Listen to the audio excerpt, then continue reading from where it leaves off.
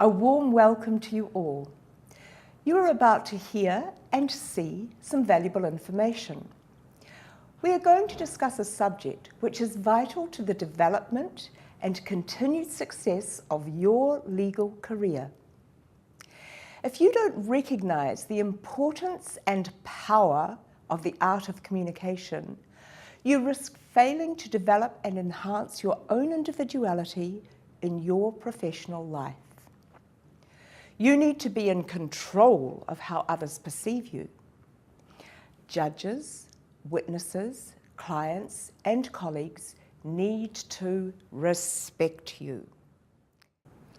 While observing criminal trials when I was still a law student, I was fortunate to watch the great advocates such as Peter Williams, Mike Bungay, Kevin Ryan. They were the consummate communicators as they weaved their magic with their juries. When I qualified, I then became involved in high-profile cases, working as a junior lawyer with these outstanding lawyers, seeing how they held the jury in their hands, not by what they said, but how they said it. There is no substitute for observation, both for what to do to make the most of your communication skills, but also what not to do. Marie, was becoming an expert communicator easy for you? I believe I was someone who had the raw characteristics required to communicate, as well as having some natural leadership qualities. But I recognised that it was essential for me to work with someone and study how to make the most of what I had.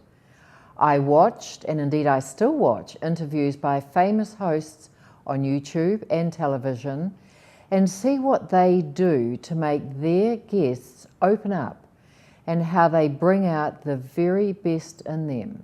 I also watch courtroom dramas, ones of course that have integrity, so that I can study what communication styles that are adopted in these programs that are to me very effective. Your attention to detail is obvious. Deliberateness and clarity are essential components in effective communication. Marie, what about the use of wit and humour in court? Educated, clever wit is a gift that belongs naturally to very few advocates, or anyone for that matter.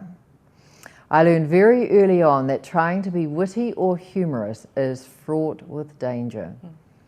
When an advocate thinks something could be funny or amusing, and they get no reaction at all, that is the most embarrassing response that could happen, and it really shakes confidence. Audiences forgive you for making a bit of a blunder, but never forgive you for failed humour.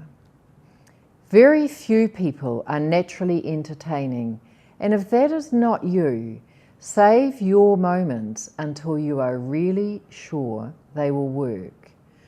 I probably have had 10 such moments in 35 years as an advocate, and they have taken a lot of thought and testing in front of friends and colleagues before I use them in court.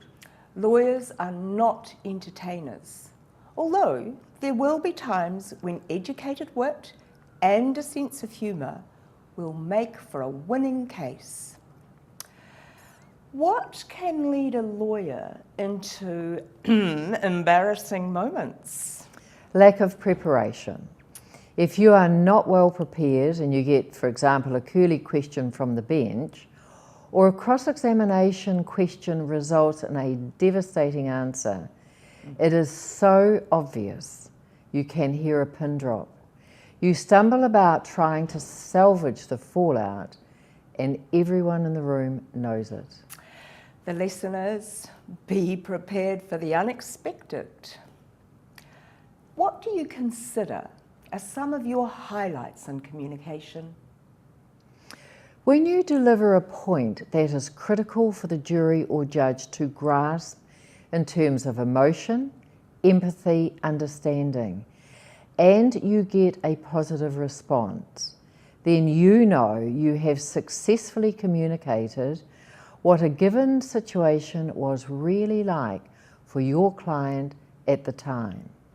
For example, a patched member who assaulted an ambulance driver and then an off-duty police officer because there had been an accident and he was protecting a female passenger from all the gawkers that had gathered around. I was able to persuade the jury to look past the seemingly frightening, violent person and seeing him as a distraught man, panicking and doing his best for an injured woman. He was acquitted. Most people get nervous before a big event. What used to make you nervous, Marie? I still get nervous, and that surprises a lot of people. Always the fear that you've missed something in preparation that you should have at your fingertips. Not knowing what a critical witness will actually be like when giving evidence, rather than only having made an assessment just from a statement on paper.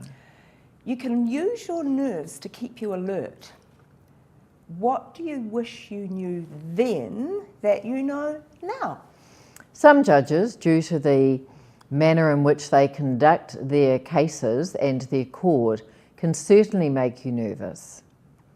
But you learn to look past their demeanour and you continue to press your case the best you can and ignore how they are behaving, because often they are not who you have to finally persuade. Marie, can you share some of the techniques you've learned over the years that have assisted you in lessening your degree of nervousness or anxiety? I certainly never wanted to eliminate the nervousness or anxiety, because that adrenaline is what fuels your determination to remain on top of your game throughout the trial, which is inevitably extremely innovating. However, you want to keep it at a level that you can control and not tip over into that frozen state of not being able to think and act instead of being on top of your mettle. Breathing, really focusing on the next stage of the trial and not thinking too widely about matters that will not happen for a while. Keeping well hydrated. Quietly smiling inwardly and telling yourself how great it has been so far. The next phase will be just as successful, fun, exciting, and you cannot wait for it to happen. Yes, it's so important to focus on and be passionate about the job that you have to do. Marie, thank you so much for sharing your valuable insights with us. Marie and I are running workshops in association with ADLS. Here is an opportunity for you to identify your own unique style and characteristics and find out how to make the most of them. The work will be informative, practical, entertaining, and there will be lots of laughs. Here is a brief outline as to what we will be covering. You will discover the link between physical energy, body language, and how it translates into your client and witness interviews and performance in presentations. We will explore methods to work with and control your nerves. You will learn how to breathe so your voice and actions are properly supported. We will explore and practice fantastic vocal exercises which will enhance your voice.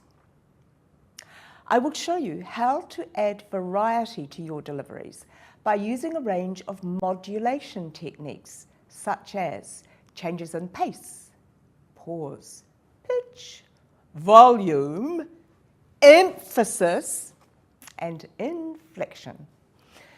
Utilizing all of these techniques will help you speak and deliver with distinction, clarity, and authority. Thank you, Marie. Thank you, Isabel. Thank you for listening.